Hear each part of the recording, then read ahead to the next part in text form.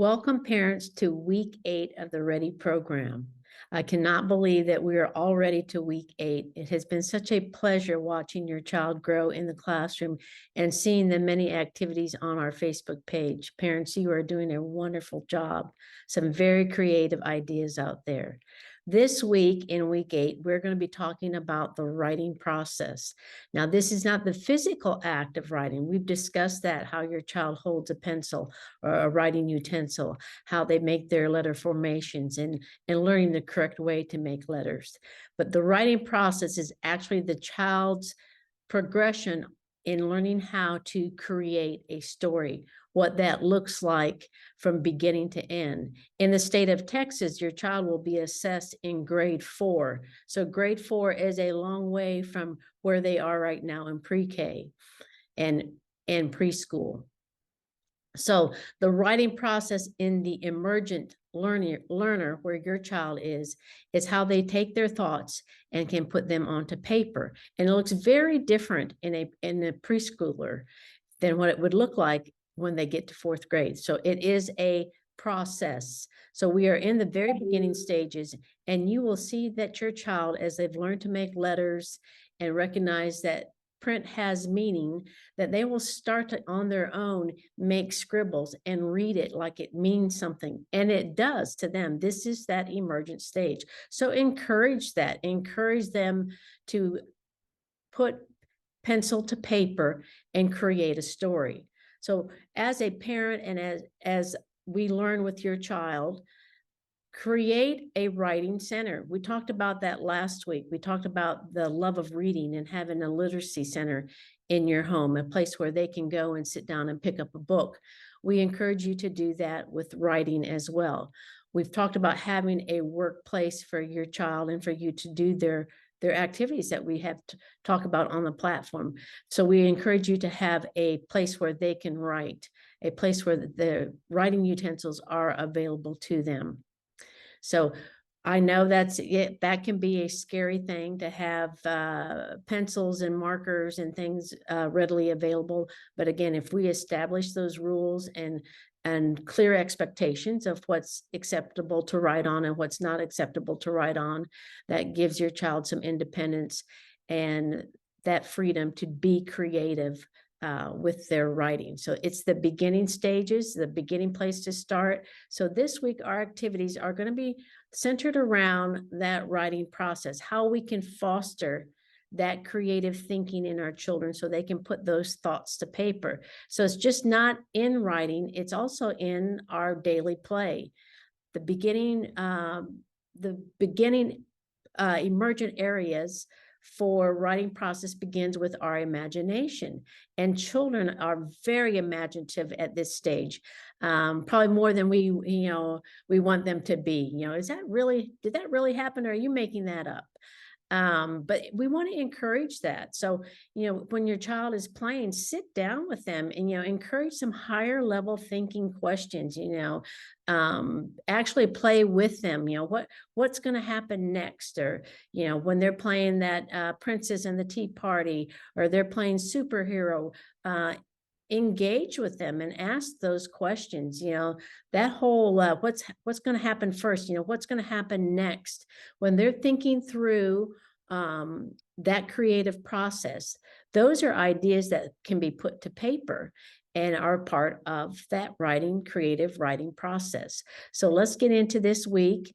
Again, we're going to be doing some reviewing of letters. We're going to be talking about activities that can encourage that writing process, doing some review with our word book. So it's week 8, and let's get ready to learn. This week activity is called Be an Author. You will find this wordless book in your materials. It's called Bow, Meow, Wow. So you'll find this book in your materials, and because we have talked about authors and illustrators so much in the classroom and hopefully at home, this is going to be an activity where your child actually is going to get to be an author. They've had an opportunity to be an illustrator, but now they're going to be an author in this book. And again, I'm going to talk about that. When your child is drawing, go ahead and use that academic vocabulary. Talk about, wow, you are a great illustrator. Don't just say, I love the way you draw. Talk about, wow, you are a great illustrator. And ask them questions about their drawings. What's happening? Tell me about your picture. Don't just say, oh, that's a great picture. I love your tree. Ask questions. Wow, tell me about your picture. Encourage them to elaborate on what they're drawing. And again, talk about their illustrations. Use that academic vocabulary. So this week, tell them they're going to get to be an author. Review. What does an author do? The author writes the words.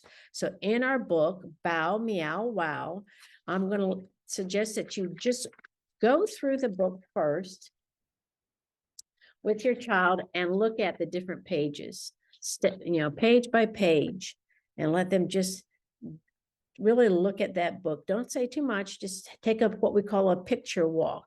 They're just looking at the illustrations. And then you're going to go back to the beginning and say, wow, I noticed this book didn't have any words. Let's add some words to this book and be an author. So you're going to take a piece of paper in this book, you're going to write what your child says about each page. So you're going to go to the first page and they'll look at it and you say, tell me what's happening. Tell me what's happening on this page. Now they might just give you one or two words. They might give you a couple of sentences. So be prepared to write what they have to say. On each page, let your child be the author and you script it for them what's happening on each of the pages. Then they're going to go back and they're going to read it to you. They get to read the book that they wrote. Now, they may not read exactly back word for word what you wrote. They might not read back anything that you wrote, and that's okay. The idea is that they're using that creative process, that beginning emergent stage of the writing process, to create a story. So Bow, Meow, Wow is that opportunity for your child to be an author, and it helps foster that writing process. Next, our activity is we're going to add to our high frequency words. So you may have all your high frequency words cut up and put into the little baggie. And so far we have talked about I, and we have talked about me. We have introduced the word the or the and the word can. This week on our Hop on Words, we are going to add it and but. Now you might get some laughs with that one, but we need to make sure we get them to understand and put that into context, that word but means I want to eat my dinner, but first I have to wash my hands. So introduce some of these vocabulary words that, and put them into context for them. So our words this week are it and but. Hop on words. We're going to start with these two first. Remember, we're going to remove the other can, the, I, and me, and just start with these two. So we're introducing these two. And then as you do the activity throughout the week, you can add can and the, I and me. Maybe add the ones that they're doing really well with first, and then put in one that they're struggling with. And again, as they hop on these words, if it's easy for your child when they go to hop on the word, and again, you can put them on Post-its so you can spread them out and have several of them on the floor. When they hop to the word, ask them to not only what word did you hop to, or if you say hop to the word can and they hop to it, then say, what is the first letter in that word can? Can you give me that sound? Sound out the word for me.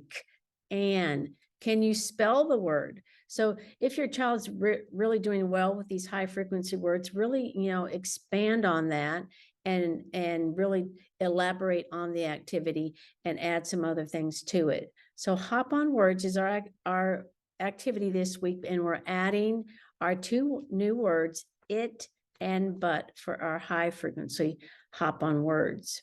Again, you can have them say the word for them to hop on, have them hop on the word and tell you what the word is, so you can do it 2 different ways. Typically, when a child is progressing, they match first. So you might even hold up a word and tell them, can you hop to this word? So they're matching. Then you might do the receptive is the next progression. Receptive is you tell them the word to hop to and they look for it. And then the last one is expressive development, where they can hop to it and they tell you what the word is. So there's a progression in development. It's matching, then that receptive knowledge, then that expressive knowledge. There's a variety of ways that you can do this activity to not only start where they are. Remember, we want to go from where they feel comfortable working to being overwhelmed. We want that range to be somewhere in there. We want them to be challenged, but not overwhelmed. So again, start where they are and challenge them. And if it's too difficult, take a step back and make it a little bit easier. But hop on words, introducing can, it, and but this week. We're continuing in my word book. Many of you may be pretty far into it and have found this activity to be enjoyable and predictable for the child. That if we do something routine, they learn to know the expectation and do pretty well with it. So if you've come pretty far through the book and have most of the pages done, that's great. If you're still working on it and have only done the letters that we have introduced this week, that's fine too. It's all about, just taking your time and making sure that your child really has a good grasp of the letters. Again, we would rather have you come to school and have a strong knowledge of a few letters than just kind of okay with most of the letters. So really learning those letters, the letter formations, the letter sounds, words that begin with that letter are really important. If you've done all of those things, it's a nice opportunity to review. Always go back. Even though you've done the letter, go back to it and review it numerous times and make sure they have a good, strong foundation understanding of that letter. You might go back and let them write the letter again. And then you can see that progress. Okay, we haven't written that letter A since we first introduced it weeks ago. Let's go back and write the letter A again. And you can see that progression in their handwriting. Another idea would be to go ahead and write their sight words. They're high frequency words. We introduce the word can. Can begins with what letter? Let's find the page where we can write the word can. You write the word for them and they trace over it wherever your child is in their learning, adding those high frequency words to it. This book is a great book to be able to put in your reading center. They can pick up their My Word book themselves, and it's a book that they created, and they can pick it up and read it and find the pages, find the letter that starts their name and see their name on that page. It's really an ownership thing. So My Word book, we're going to continue with this several times on the platform this week. Again, we want to work on those letters that we're introducing this week. And we want to encourage you to go back and review. Again, really extend the activities, add words that start with that letter. Now that your child has some more understanding of letter sound, they can think of generate some words themselves that would fit on that page. So again, My Word book, a continued activity. We're taking it outside again this week with our chalk words. This is a fun activity just to get outside. I know it's we've had some cold days, but it's still good to get outside and do something a little bit different. So our chalk words, we will add our high frequency words this week, adding it and but. Again, make some lines for your child to write. Again, we want it to be fairly large because we want to use that whole gross motor movement.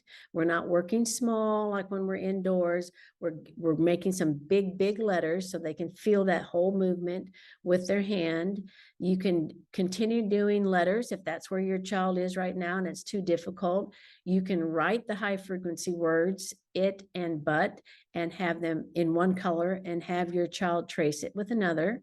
As they're tracing, ask them what letter they're tracing, really talk to them as they're working, talk about the letters that they're forming with chalk, talk about what sound that letter makes, let them read the word and sound it out, talk about each letter, which high frequency word has 2 letters, which one has 3 letters. Really encourage a lot of language with that activity. It doesn't have to be just a simple activity where they copy something or trace something, really, and talk about it as they're working. So the high frequency chalk words, if you want to go ahead and continue with the name, that's great. Talk about their name, write their name with the chalk. Again, we want to have you write those letters big so they can work with that gross motor movement in that chalk. Review the letters and have you say a letter and see if they can write it on their own, is a way to do it, or you write the letter for them and write several letters and say, can you trace the letter C? Can you trace the letter that makes a D sound? So then they have to find it before they trace it. So really, do a lot of different ways to approach it instead of just providing the chalk and providing a letter and letting them go at it. Really, think about different ways that you can do that same activity, but do some extensions with it. So chalk words this week. Hopefully it won't be too cold out there, but it's a fun activity for the kids. Another new activity this week is called Get It in Order. On the page that you see on the platform, it looks like there are some pictures for you to follow that you might think you will find in our materials, and there are no pictures. This is something that you are going to create. But the concept, Get It in Order, is the idea that things happen in a sequence of events or an order, and that's part of the writing process. When you think about telling a story or writing a story, there's usually a beginning, a middle, and the end. So this encourages that writing process. It gets your child to think about what happens first, what's going to happen next, what happens after that, what happens last. So it's a sequence of events, and we're creating that in a story format or in a schedule format and Get It in Order. So one way you can do this is you think about a time of day that your child has, and you discuss it with them. And it might be something that you want them to learn to do independently. But to get it started, it can even be a food preparation activity. If you want them to help you make a sandwich, say their favorite sandwich is a peanut butter and jelly sandwich. So you can write that down. Hey, let's do this. Let's write about making a sandwich, and then we can go in the kitchen and you can help me do it. So what do we need to do first? And let your child tell, well, first we have to get the bread. Yes, first we have to get the bread. So go ahead and write that. First, to make a peanut butter and jelly sandwich, first we get the bread. You write that. So what do we do next? We get out the jelly. We get out the jelly. We get out the peanut butter. You can make this lengthy, or you can add those two together. So we go ahead and we create an event and a storyline basically on how to do something, to put it in order.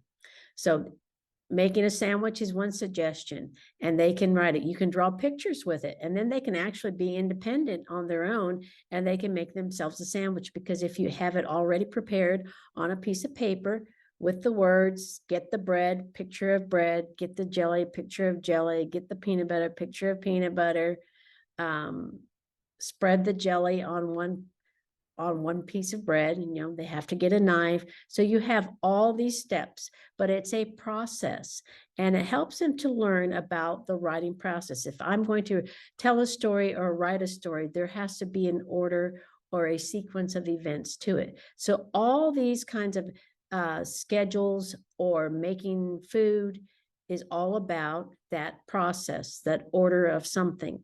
Maybe you want your child to get up in the morning and get dressed independently. You can talk about that. What do you do first? You get up and get dressed. What do you do next? I brush my teeth.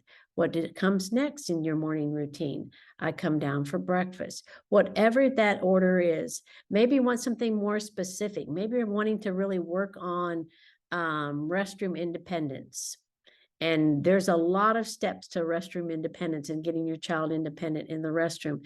You know, as far as how much toilet paper, and to remembering to flush, and to remembering to put the seat up or seat down, whatever that protocol in your home is, remembering to wash your hands. So you can make a picture schedule for your child to follow in the classroom, but in the restroom, but make it together. What do you do first in the restroom? What do you do second? What do you do next? What do you do last?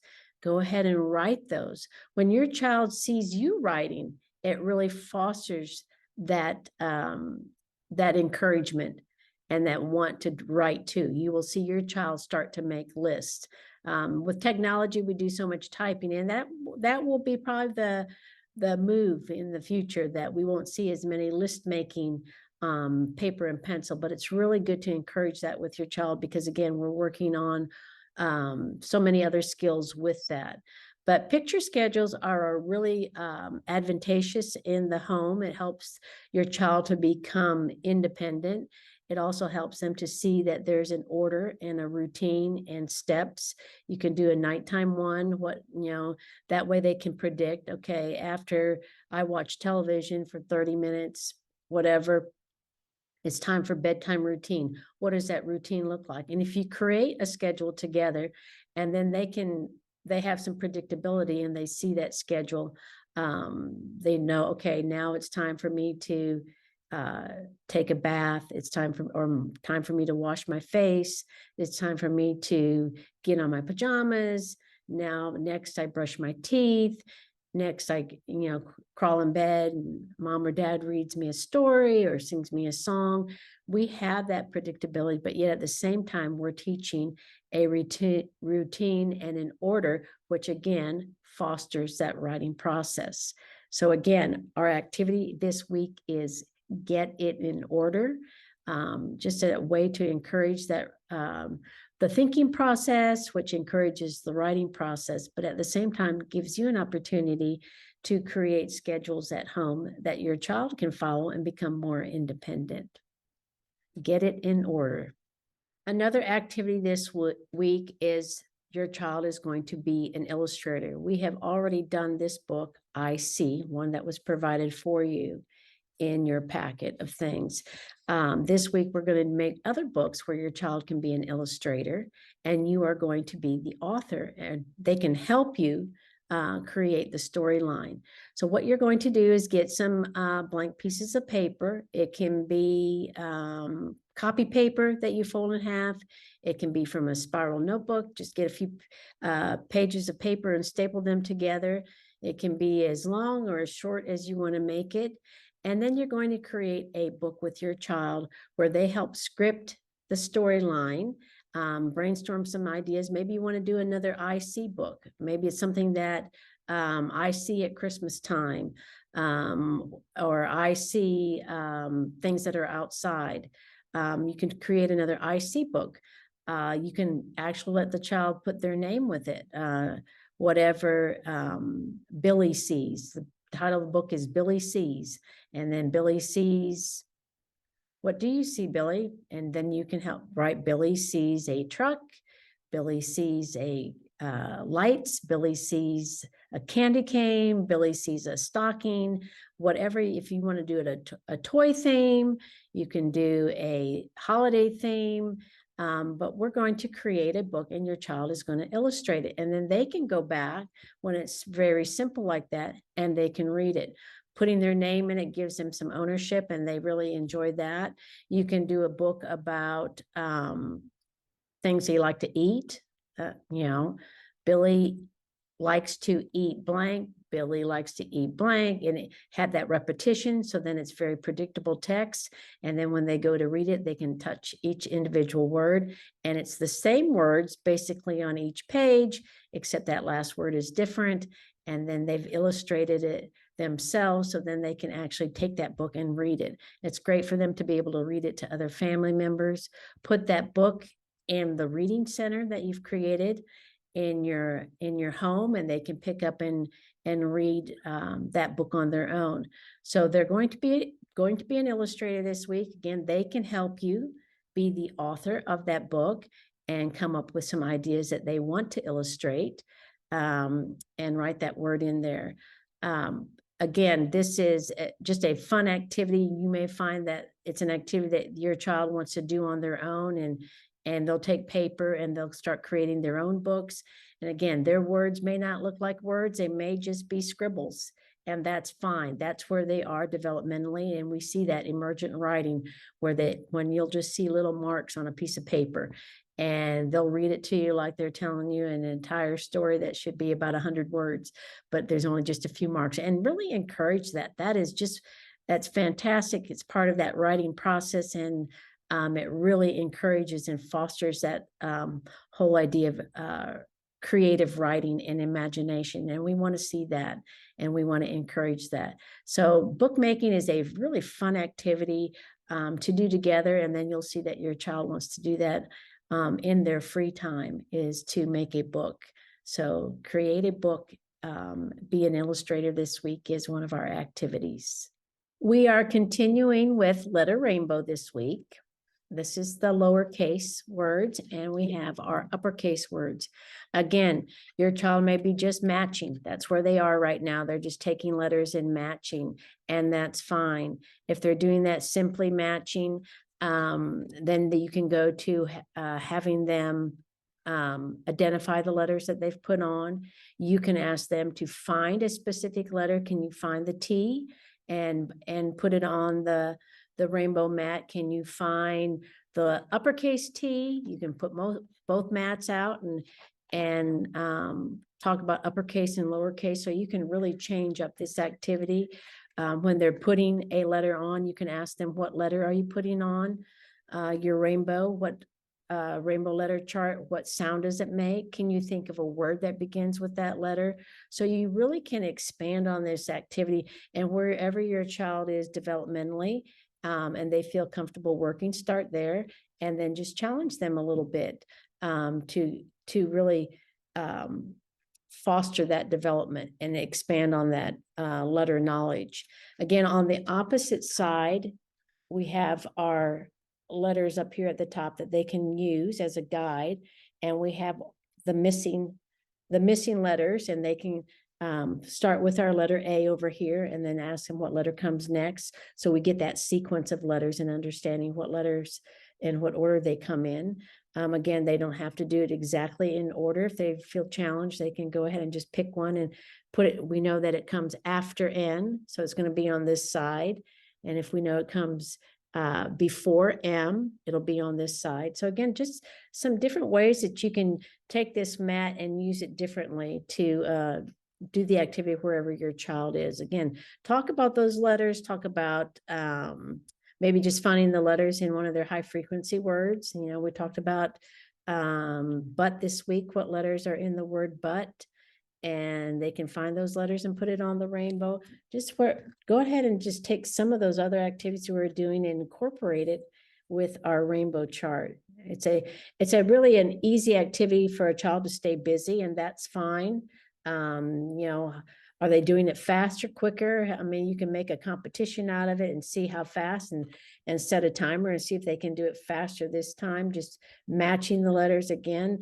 That's fine too, if they get familiar with their letters and putting them in the correct order.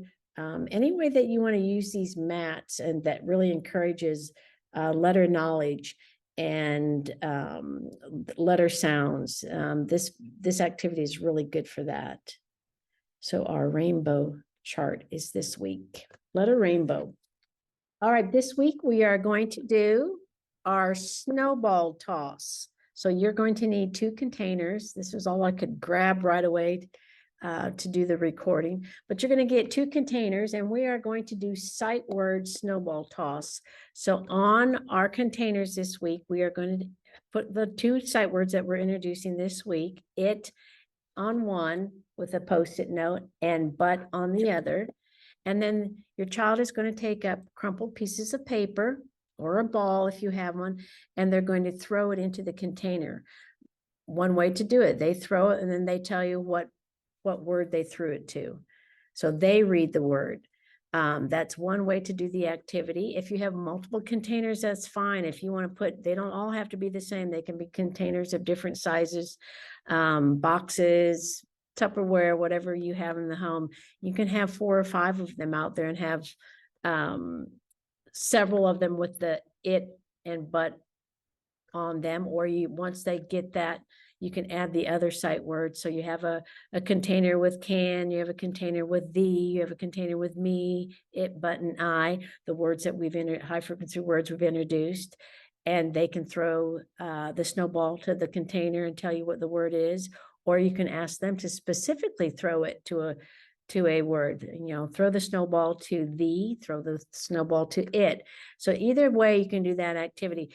If the high frequency words are still difficult for them and they're not doing it, we'll start off with letter recognition. Go back to putting letters on the containers, and the letters that they're having difficulty with, work on those, and have the container with letters that they're working on. If they want to do the letters and that's easy for them, you can give the letter sound, throw the snowball to the container that has the letter that makes a sound. Throw it to the container where a word starts with cookie. So now you're really challenging them and doing some higher level thinking. So you can do the same activity, and wherever your child is developmentally, the same activity can be used in a variety of ways. So the snowball toss activity, high frequency words, go ahead and use letters. Go ahead and do letter sounds, however you want to do the activity, wherever your child may be needing some extra work on. This is a fun way to do it. Whenever you can make a game and make their learning very engaging, a child tends to stick with it a little bit longer. I do want to share one activity, and I don't know, I can't even give the credit to the parent on Facebook, but I saw someone do high frequency words in the dark with a flashlight. Great idea. I loved that. They had put up the high frequency words multiple times. So they had several words repetitive throughout on the wall. And then they would shine the flashlight in the dark room on one word and the child would read it, and shine it on another one, child would read it. Or they would ask the child, can you find the word me? And they would have to search with the flashlight and then hone in on the word me. So that was a really creative and neat idea. Again, parents, I'm amazed at the learning that's going on and the engagement I'm seeing with you and your children, and even in getting the other siblings involved. I mean, that's wonderful, because our peers are great teachers. So siblings are great teachers because they often can present it in a way that might be easier for that new learner to understand. So take advantage of siblings.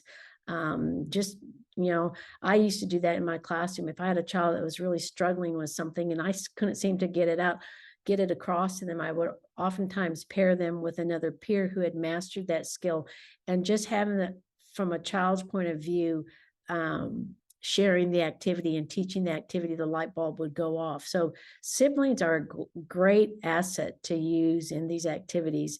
And I think it gives that sibling kind of, a feeling of importance that they're teaching too, that they can be a teacher and be helpful to their younger sibling. So parents, week 8 is done and in the books, and you all are doing a great job.